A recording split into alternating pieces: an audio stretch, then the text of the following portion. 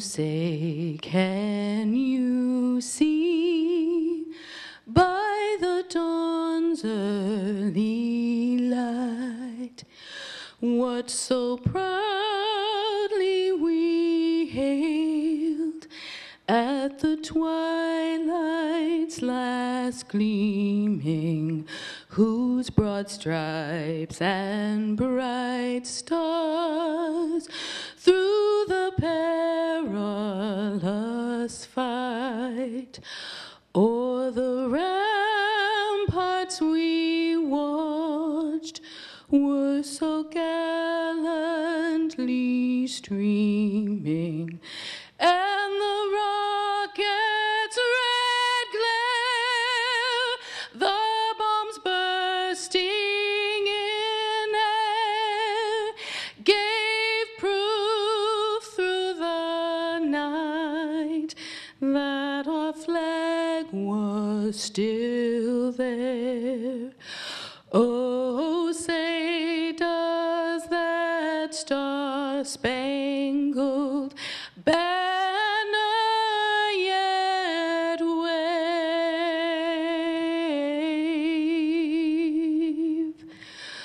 o'er the land of the free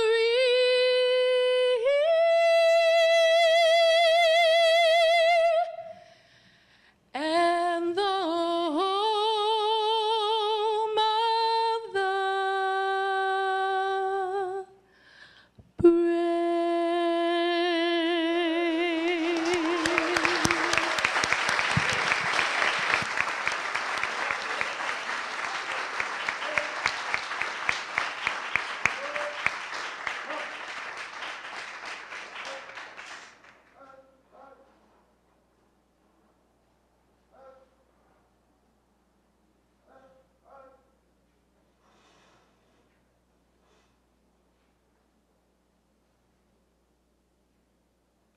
You may be seated.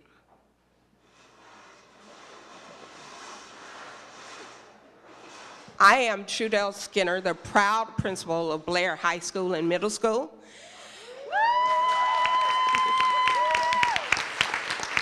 I have the privilege of working with some outstanding students, some excellent teachers, and some wonderful supportive parents. And so now our ASB president, Vanessa Navarro, will greet you.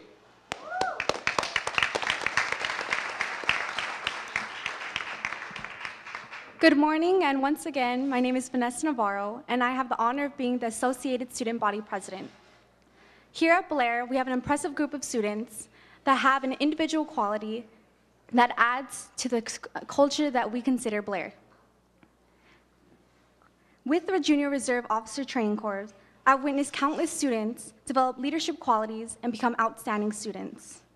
Through our International Baccalaureate program, students have the opportunity of attending rigorous courses and viewing things from an international lens. One may join the Health Careers Academy to obtain firsthand knowledge on healthcare while serving over 150 hours at our local hospital. And in our Hospitality Academy, we can join to be coached by our excellent teacher in entering the field of culinary arts and hospitality through competitive events. I hope that each and every one of you recognize Blair as I have through these 7 years I've been here. And I hope you enjoy and have an opportunity to have a tour of our distinguished school. Thank you.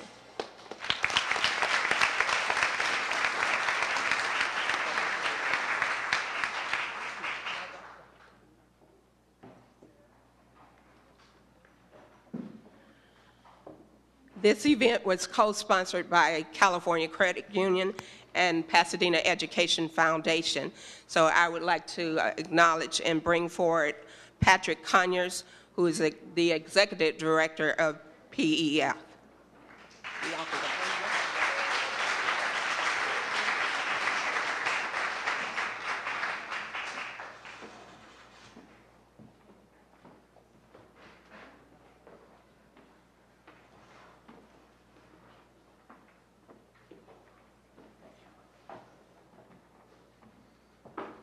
Good morning, everybody.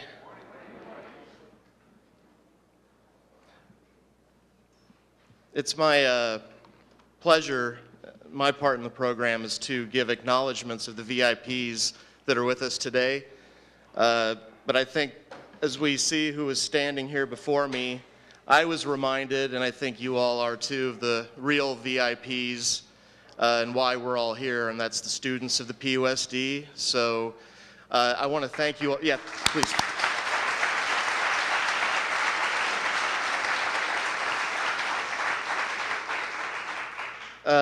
The staff and the volunteers of the Pasadena Educational Foundation, every morning when we come to work, and the mornings get earlier and the evenings get later, we're doing what we can, but we're motivated by that sentiment that the VIPs are the students of the district. We try to do what we can, and we've been trying to do that since 1971. The oldest education foundation in the state, we consider that something that we take pride in. We will always be that, and we will always be as impactful as we can possibly be in the lives of the students of this district. I want to mention just a couple things about the foundation before I get to my acknowledgments of the other VIPs in the audience, and that is just very briefly, some of the things that the foundation has done. We really work to connect the community to the schools and our students and teachers. We do that through grant writing, through raising funds, through some programs that we help run as well. One of those is college and career pathways that we've raised money for, like the Health Careers Academy, culinary arts, which it looks like many of you are enjoying the fruits of their labors. We help raise money for that and raise awareness, and there are two people that work with the foundation in making connections with the business community so that students have real 21st century learning opportunities with business leaders, corporate leaders, job shadowing, things like that, that we make possible, and working in tandem with the district. We also have a teacher grants program, which is why we came into existence in the first place, trying to find out what teachers need by what they're telling us, raise money to support that, and then help make an immediate impact in classrooms throughout the district. We've been doing that since our inception, and we're about to, I think November 1st is the deadline, so let teachers in the district know to please be on the lookout for those guidelines on our website. That said, let me move on to acknowledging the other VIPs in the audience. Maybe as I do this as groups, if you could please stand up collectively so we can acknowledge you, starting with those of you that have earned your positions through voting, the elected officials in the audience. PUSD board member Kim Kenny, board member Tom Solinsky, Elizabeth Pomeroy, and Ed Honowitz.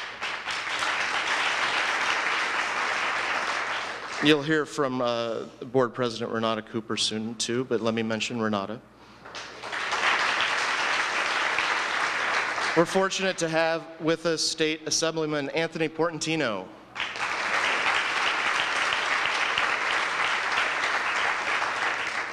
From PCC Board of Trustees, Bill Thompson.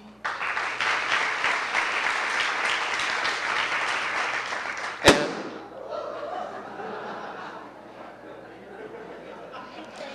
yes, symbolic of the budget cuts we're all facing. We've lost one balloon.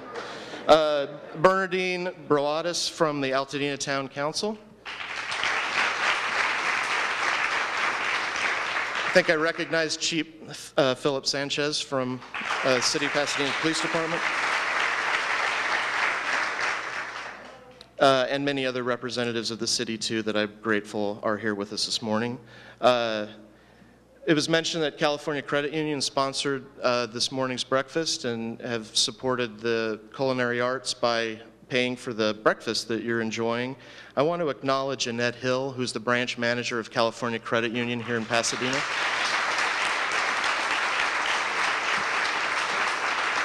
And I'm lucky to say that she's one of the board members of the Pasadena Educational Foundation that I get to work with too. So thank you, Annette. We have field representatives of other elected officials. If I could ask you to stand as well. Teresa Lamb Simpson from the office of Congressman Adam Schiff. Joyce Royce Aguilera from the office of Senator Carol Liu. Julianne Hines from Anthony Portantino's office.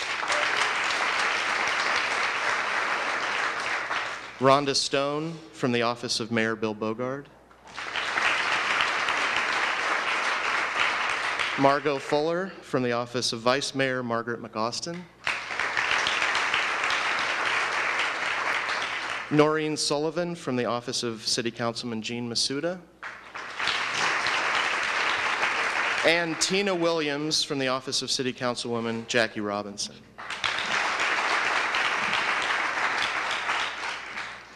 Some representatives from the school district and unions. Chief Academic Officer Dr. Brian McDonald.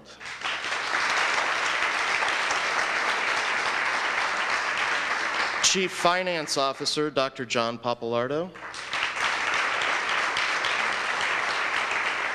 Chief of Human Resources, Yolanda Mendoza.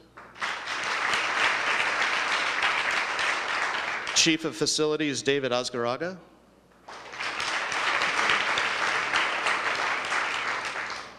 City of Pasadena's Human Services Director, Mercy Santoro. And I'm pretty sure I saw the director of the city's libraries, Jan Sanders. I did. UTP President Alvin Nash. Alvin here? And CSEA Local 434 President Rosemary Riley.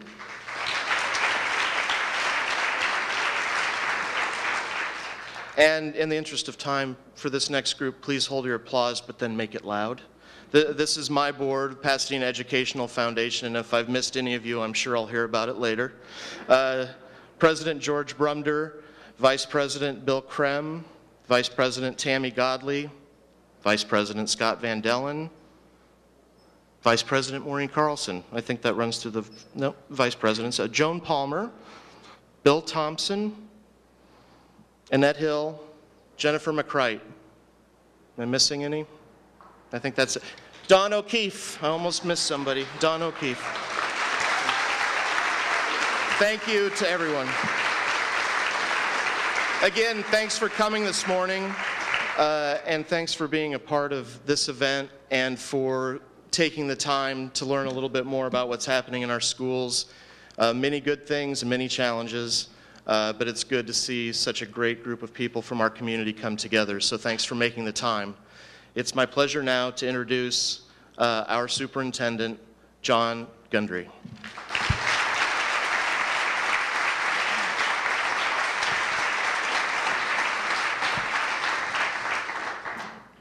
Thank you, Patrick, and good morning to everyone. A group of people I'd like to acknowledge quickly are our principals. We have quite a few principals of our schools here today. Could you all just stand and raise your hands? If you're a principal of a PUSD school.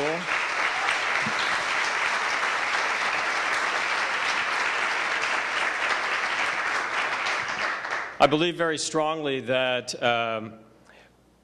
that it's these people, the principals of these schools, who lead their school communities, who really are the agents of change, more than any other individuals, the agents of change, and the ones who are going to push forward any kind of initiatives and reforms that the district may have, and the ones who work closely with teachers who are right on the front lines in the classrooms. They set the tone in the building, they establish the expectations, and they support the teachers, and they really, a great principal will make a great school. And so that's one of my objectives, is as I have the opportunity to appoint great principals to lead the schools in our district. And I think we have a fine group of principals here who are really working hard to make sure that we have quality education going on in our classrooms in PUSD. So I'm very grateful for what they do. I was a principal, so I know what it's like, how hard they have to work, and I appreciate what they do in ensuring that our kids get a great experience in their classrooms every day. So thank you to the principals and to the teachers on the front lines.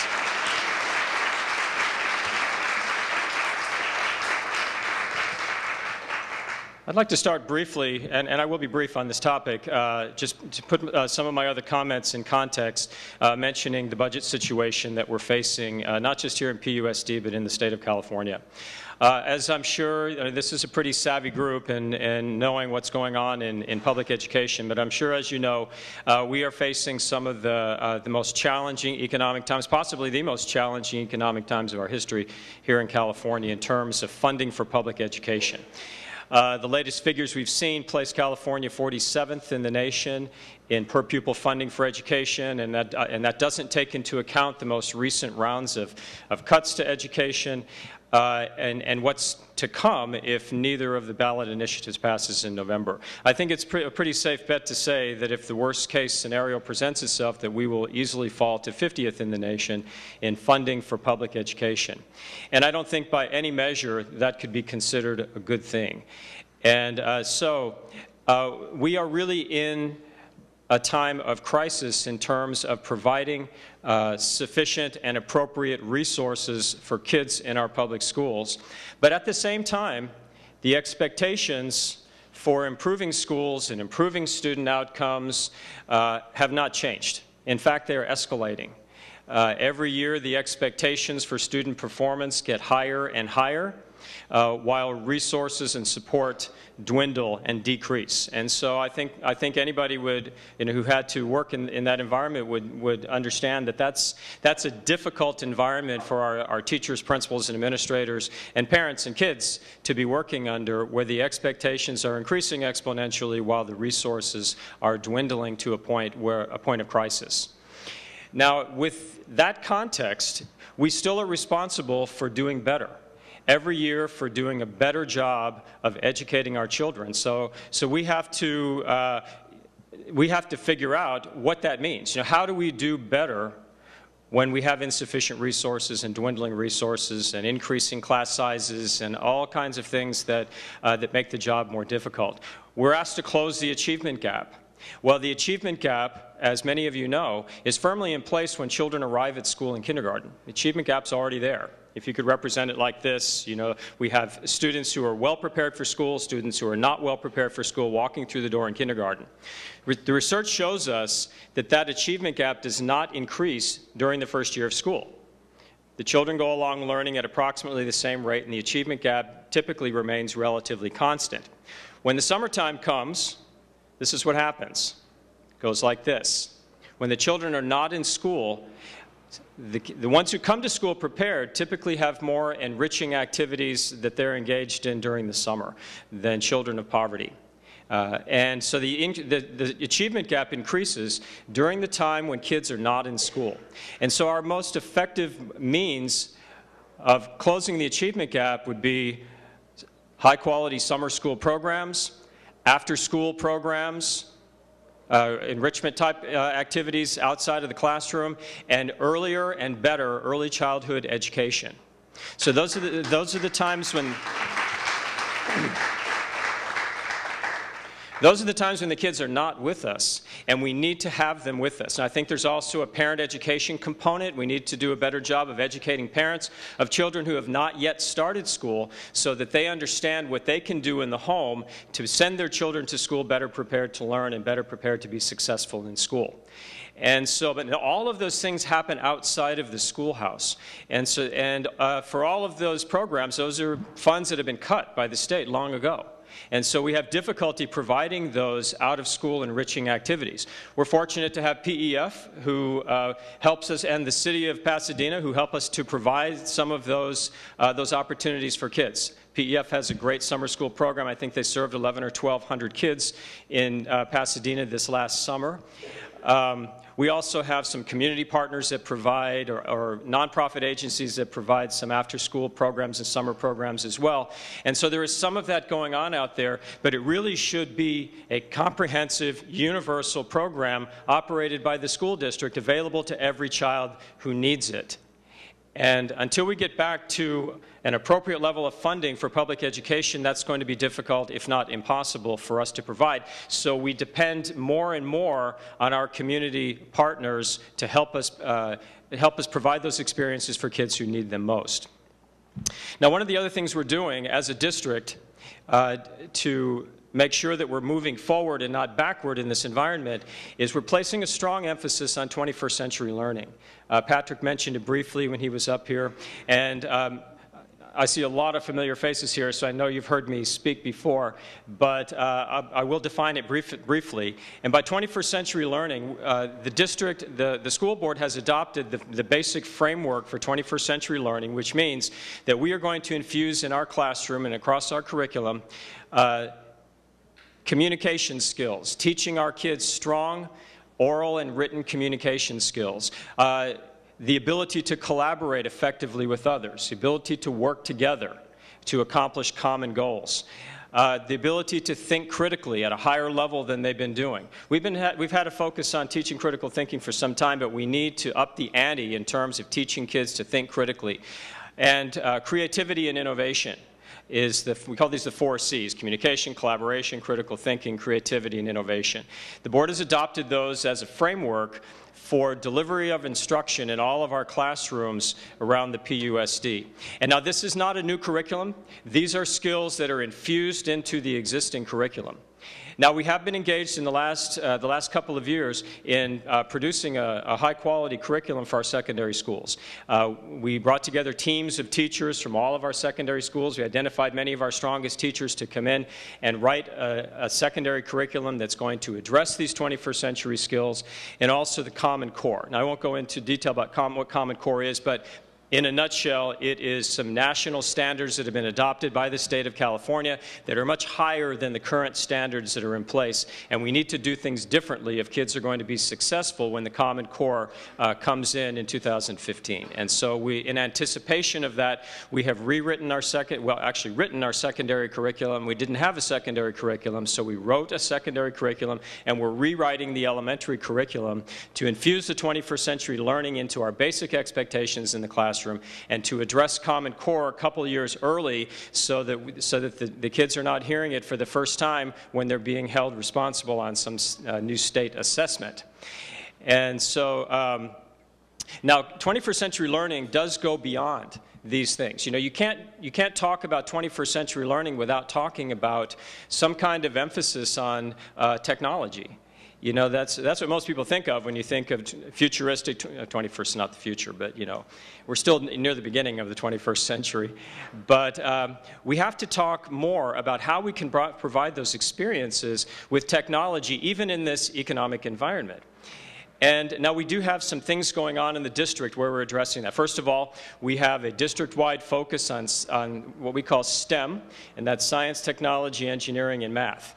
And that's taking in multiple forms right now. We are making sure that we're doing a better job of teaching science at the elementary school level. We've seen some significant improvement in our student achievement in the area of science in elementary schools where we have strong science programs, and where we've seen a couple schools turn a corner very dramatically when they simply put the emphasis on the appropriate number of minutes and having a qualified science teacher in their school. They turn around science instruction on a dime. In some cases where it wasn't being done before. And so we want to have the kids coming into secondary school better prepared in the area of science and technology than they've been in the past. We are creating a STEM magnet school at Washington Middle School. And this is something, we're still in the planning stages, but we're going to be finished planning relatively soon. We're not going to take the whole year to plan this.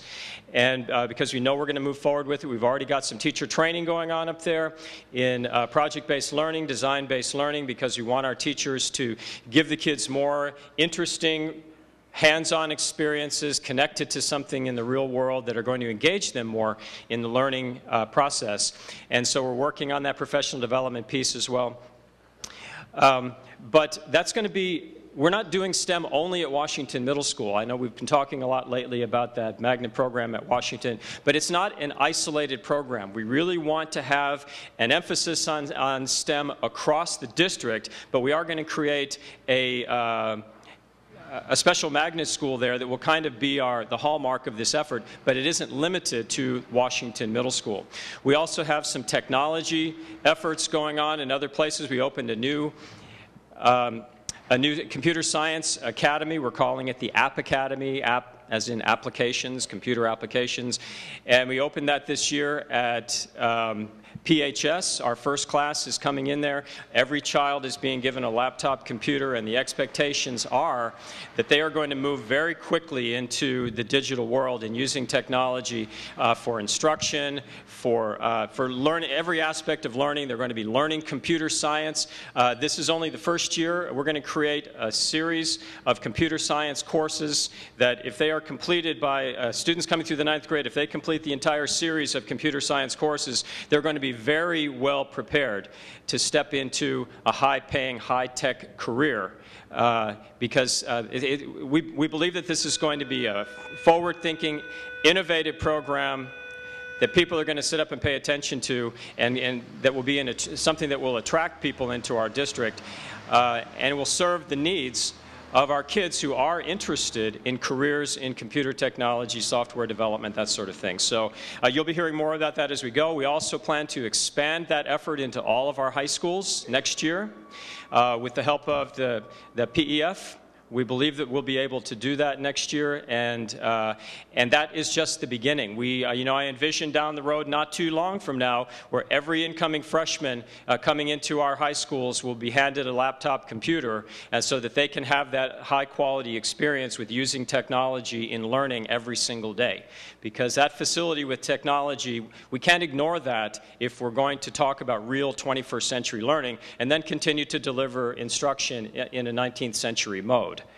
And so, of course, this will also require some significant professional development on the part of our teachers. I learned the hard way as a principal that just providing technology doesn't mean that anybody knows how to use it. And I spent a lot of money one year putting computers in classrooms to find that only one teacher really knew what that meant and how to make it meaningful for kids. And so we're not going to make that mistake again. As we provide technology for kids and for teachers, we'll also be providing professional development to be sure that our teachers understand how to make effective use of that technology. Otherwise, we've wasted a lot of money. So the professional development piece is critical. This whole concept of 21st century learning, I believe, encompasses all of our signature programs that we have in the district. We have a number of different initiatives going on in this district that may look different. Things such as our dual language immersion programs. We have Spanish. We have 2 Spanish programs now. We started a second one at Jackson Elementary this year with an incoming kindergarten class. We've expanded through the 4th grade at San Rafael Elementary. We're now having conversation about how that's going to be continued into the middle school. We have the Mandarin Chinese dual language program at Field Elementary. Also, they've expanded into the 4th grade this year. Very popular programs. Our other signature programs would be our linked learning initiative in our high schools. Right now we have a little over 40% of our high school students enrolled in one of our linked learning academies. And these are career-themed academies where their students receive their high school education in the context of some real-world career. You see one of them operating right over here with the culinary arts here at Blair. We have expanded that initiative at PHS this year. We're going to continue to expand at least until we reach our goal of 60% of our students, our high school students in the district, be enrolled in a certified college and career academy through our linked learning initiative by 2015. And we believe that that's an easily achievable goal, and we may go even beyond that, beyond the 60%. So another one of our signature programs is right here at Blair, our International Baccalaureate program. And all of these programs are examples of 21st century learning. They look different, but all of these fit neatly under the same umbrella as bringing a high-quality, interesting, relevant education that's connected to something in the real world. And so that's why it's important for us, no matter what happens with our budget, to maintain these signature programs and even build these signature programs in the district. And not to mention that some of these programs are attracting new families into our district. You may know that we had a charter school open up in the district that enrolled over 300 students from PUSD in elementary school. Yet our elementary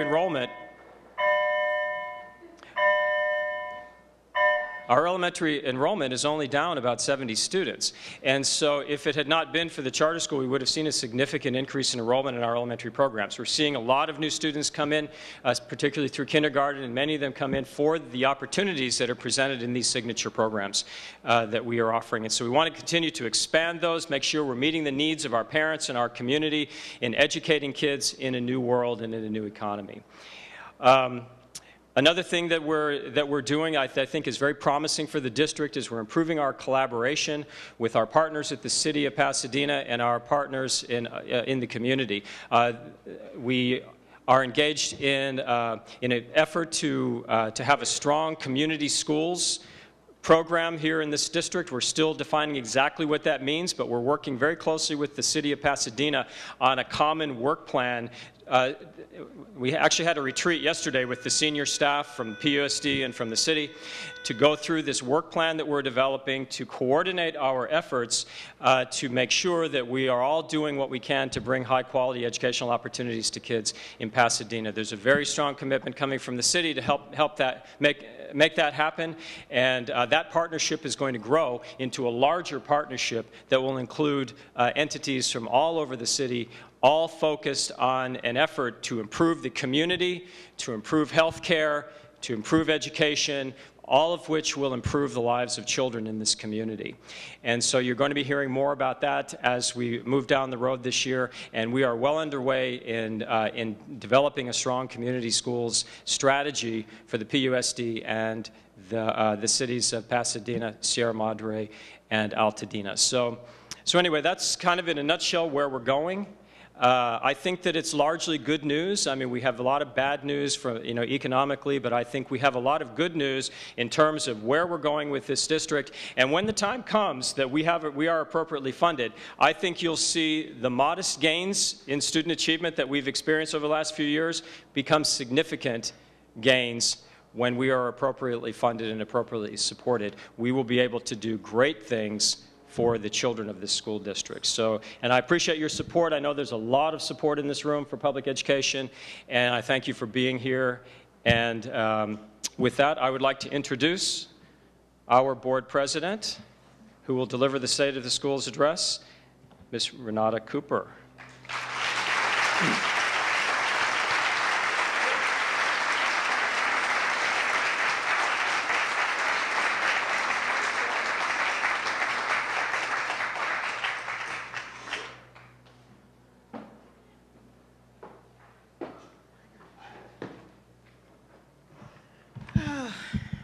It's wonderful to see you all here this morning.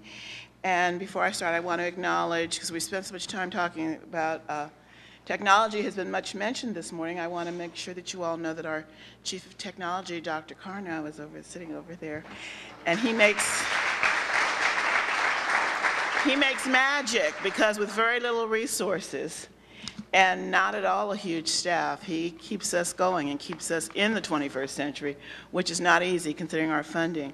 I also want to know, is Victor Gordo's field rep Vanya De La Cuba here? Is she here? Okay, she told me she was going to be here. If she was, I wanted to acknowledge her, particularly since she is a very proud alumni of Blair High School. And she would want me to mention that. So that matters in Pasadena. It matters a whole lot where you went to high school. And Vanya went to Blair, and it's right up there with where she went to, and she went to college at SC, but she'll tell you she went to Blair first. And Blair got her ready for SC. I also want to thank Dr. Parnia, the new president of Pacific Oaks, is here, and the Dean Kalani. So they're both right here, so thank you for being here this morning. And I'm not going to do any more mentions because it'll be too much, but I just wanted to kind of point those folks out. This has been a year of highs and lows in the school district. The highs have all been about our district and all been about our state. The low, all about our district and all about our kids. The lows have been things that have been put on us by what's been going on in the state. But it is what happens with the kids that makes it possible for me to do what I do. People ask me sometimes, they feel sorry for me. You know, sometimes I get great pity. People tell me they're praying for me, and I appreciate all prayer. Please, and if you're inclined to pray for me, please do. Pray for us all. But there is never a moment when I'm around our students when I don't know and I am not validated that what I do is absolutely worth it. You all are absolutely worth it. So, you know, all of the aggravation, you all are worth it.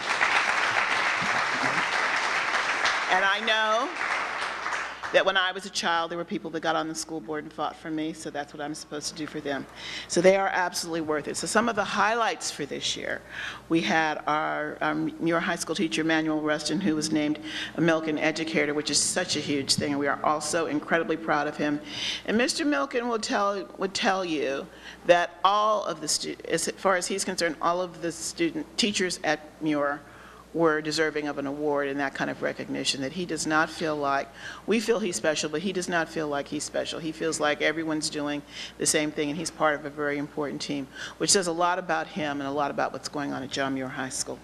We have one of our teachers at Field, Tina Chan, won the 2012 Teacher of the Year Award for the two-way immersion at the Two-Way Immersion Conference, and she's in the bilingual immersion program at Field, which is really so exciting, and we are so happy about that. And you all can hear me, right? I'm not going too fast until closer?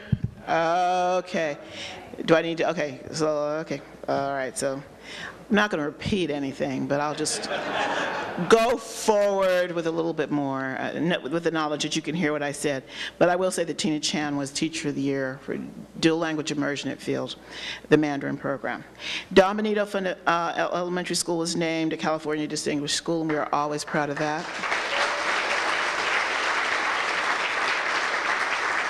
We started, as Mr. Gundry said, a second dual language program at Jackson Elementary School to go along with the successful program at San Rafael. And the early childhood educator in me, as some of you who've known me for a while, like Maureen, know that my roots are deeply embedded in early childhood education. We are starting the early childhood education program at San Rafael, added a preschool, a bilingual preschool this year, and that there is going to be a bilingual preschool at Jackson also to have that option for those families. So you're really beginning at the beginning in the dual language process, and we know that children pick up languages very quickly when they're young, and actually any language you master before the age of 10, you won't have an accent. So sometimes you wonder why, that's why. Washington Accelerated was honored by a visit by the Superintendent of Public Instruction, Tom Torkelson, just a few weeks ago for the tremendous job they did in raising student achievement on the STAR test by 12 percentage points in math and 14 in English and language arts, 15 points in science. And those students up there, those engineers in training, they are gonna, well, we've got the robot rolling around on Mars. Maybe one of those students will actually be walking around on Mars one day, once they figure out how to get them back, because we want them to come back. Let's talk about taking them up there and leaving them there. I'm not too big on that. I want our students to come back so they can talk about it and inspire other people. But maybe they'll figure out how to get up there and get back. Maybe they'll come from our district. And then, of course, my Bulldogs, Pasadena High School boys basketball team, won the 2012 3AAA championship. It matters where you went to high school in Pasadena. Now, I didn't go to PHS, my son did, and he always says, people would think you went to PHS and not me. And what was funny about that is it ended up on the website and in my official bio that I went to high school at PHS, which I thought was really funny because I didn't even go to high school in California.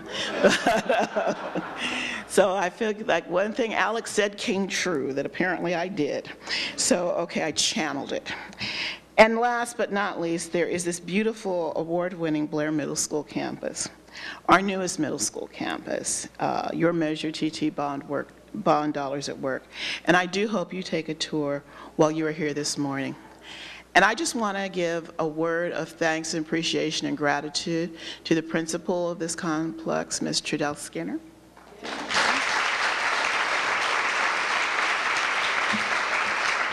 I cannot tell you, without making it the focus of my remarks this morning, how highly I think of Trudell. Trudell is a visionary, committed educator, one of many such people we have in this district. And I will tell you that for her, educating students is a vocation, not an occupation. And she takes on the most challenging situations if it will benefit a child. And she never gives up on them. And I do appreciate that about her. Thank you, Trudell.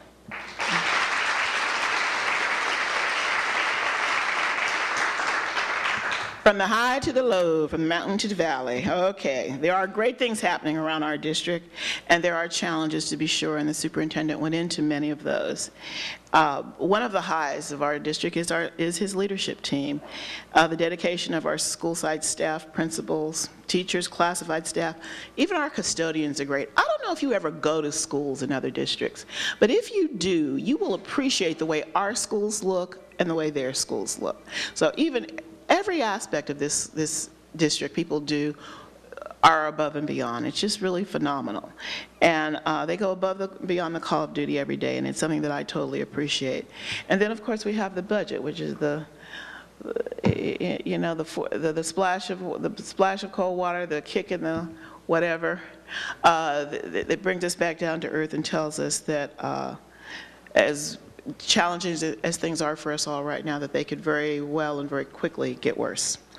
We know what needs to be done. One of the interesting things is after about 10 years of national emphasis on research-based practice, we have more research than we've ever had nationally to tell us what needs to be done to improve educational outcomes for children in this country. And now, because of fiscal matters, particularly in this state of California, we're doing the opposite. And we can't say that we didn't know it would make a difference, because we have reams of research that says it makes a difference, and we're doing it anyway. Take the school day. We knew before we got in a crisis that we had the shortest school day of any Western industrialized country in the world. 220 is the average internationally. Ours is 180. And we've gotten permission to cut it to 175 to save money. Now, that's going the wrong way. Okay? We need a longer school day and a longer school year. And we are going in the opposite direction, not because it's good for kids, just because it will save money. And that's a real good example of going against what the research tells us. We need quality early childhood programs to close the achievement gap before it becomes a divide. Mr. Gundry spoke about how the gap is present in students at the beginning of their education. It's based on social issues and kind of what the educational enrichment is present in the home. Early childhood education bridges that gap. That was the purpose behind the formation of Head Start and the War on Poverty program. And I will say that we hope to be receiving a Head Start grant. We're in the running, and we'll know shortly, sooner than later, whether or not we're going to be able to do that. But in this city of Pasadena, and in surrounding communities of Altadena, Sierra Madre, La Cañada, and I'm throwing La Cañada in for a reason. You're going to know why in a second. We have some of the best early childhood programs in the world in our area. We have the Children's School of Pacific Oaks is a known international leader for its quality of its early childhood programs. We have the Center for Children at Caltech, which is remarkable. We have the incredible Child Care Center at PCC, Pasadena City College, which is a wonderful program, which is run by an alumni of Pacific Oaks, and Nikki Harmon, and one of my former students. And we have the Center for Early Education in La Cañada, which, in addition to being an amazing educational facility, they are a national and international leader in the outdoor classroom, quality outdoor environments that really bridge the learning environment for children. Eric Nelson, also Pacific Oaks alum, has been doing amazing work, and I'm hoping that, and we're bringing outdoor classroom into the Pasadena Unified School District. In fact, I hope that it looks like we will be the first K-12, we're at least doing it in elementary, to bring the components of outdoor education into our educational environment as we do construction of new sites. Because after all, this is California. We may not have money, but we got weather. Our children deserve the best. Every single one of them. Whether their parents can pay for the program or whether it's a subsidized program. And we can do better. And what I am proud to say is that all of those programs I mentioned, all those high-quality early childhood programs that are present in our community, are all willing to partner with us and work with our district on improving the quality of our child development programs. So I believe that great things are in store for us in relationship to early childhood education, and that's going to help with the achievement gap, because research shows that if you really want to do something about it, you got to get in front of it, and you got to do the work in early childhood. And so we're on the path for that. We need smaller classes, not larger ones, and don't believe anybody that tells you it doesn't matter or tells you how big my classes were in college. You made it to college.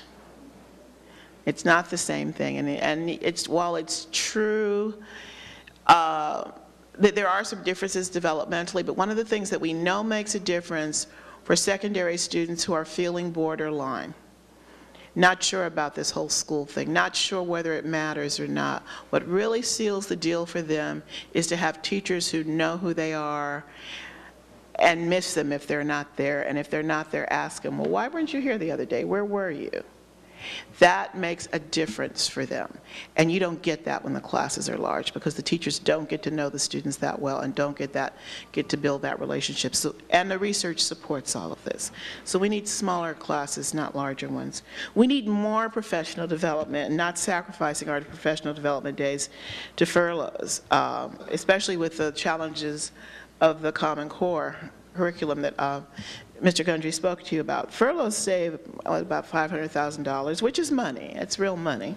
But it's not going to solve our problem, and the problem created by the furlough, because the time you lose for quality professional development, you know, it's like we're selling off our future to deal with the currency, and we've got to do it. We've got to get ready for it. So it's just not a good it's just not a good strategy for us. It's not a strategy that strengthens and grows the district.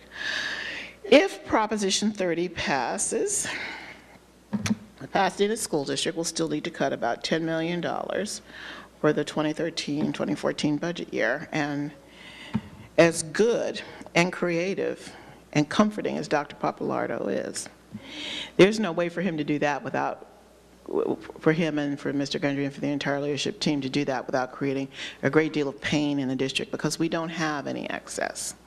We passed that point a long time ago.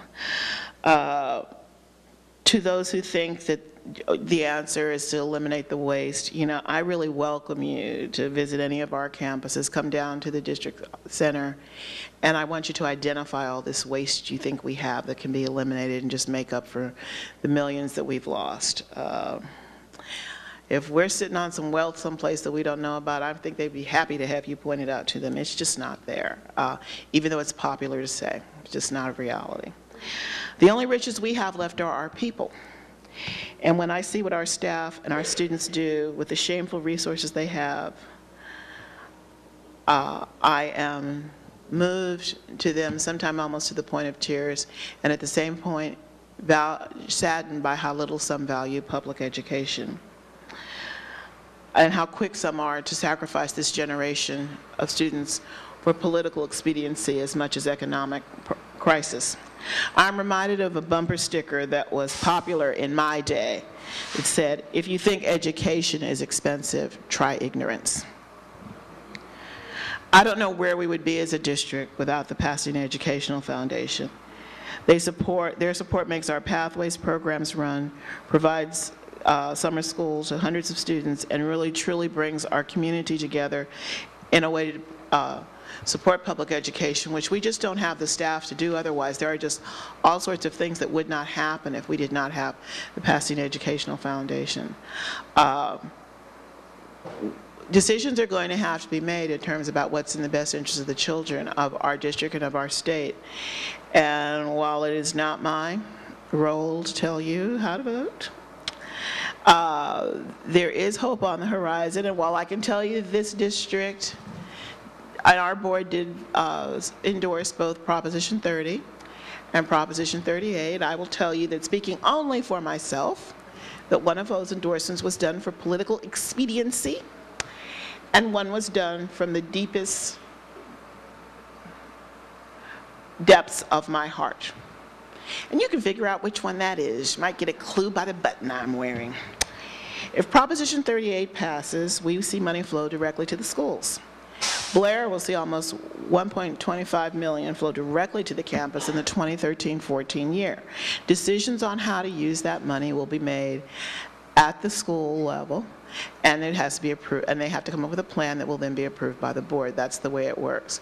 But I have tremendous faith in this campus, in this community, as I do all of ours. And we have cut so much has been taken away.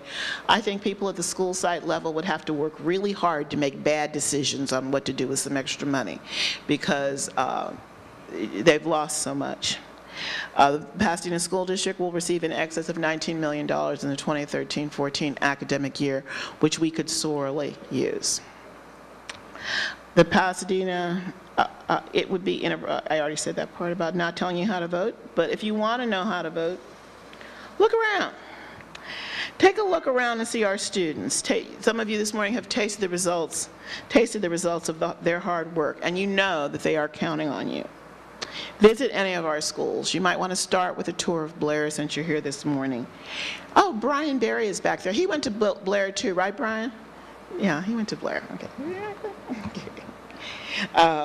Visit gopublic.org to see one of the 50 films that takes an honest look at what happens in our schools on a daily basis. And I don't care whether you live in Pasadena, Altadena, or Sierra Madre. I don't care if you live in Central Pasadena, Old Town, Linda Vista, Northwest. These are your schools. These are your kids. Don't cheat them of the opportunity that we were all afforded. California has moved from being among the first to the worst in terms of how we fund public education. All within my lifetime. And I'm not that old. So do what's right by them and this wonderful community. We will all reap the rewards of investing in these kids. We need them. Do not punish them for excesses that you believe exist based on politicized remarks. It takes money to educate kids. And there's just no two ways about it. So the state of our schools, the state of our district, I'm going to say it's hopeful, because I am very hopeful that the people of this state will do the right thing by the children of our district, by our state, and bring us the resources we need so that next year, whoever does this, because it won't be me, will be able to tell you wonderful things of what's going to happen with the new resources that have been directed at our school district. So thank you very much. Thank you for coming, and go PUSD.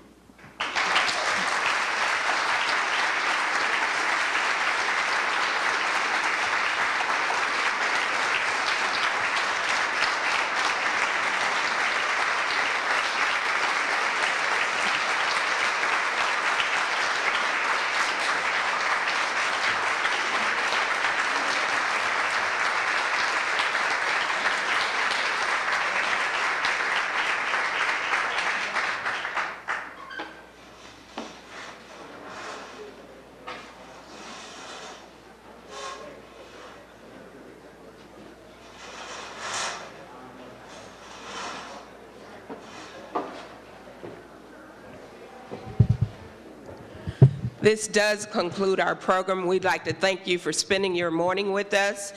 We do have tours available. Our students are waiting out at the front of where you went in for breakfast. So if you'd like a tour today, we are prepared to show you around both campuses. And we just thank you for coming on behalf of all PUSD employees. We thank you for coming, and we thank you for your support. Drive safely. We have students that will be changing classes in about 30 minutes.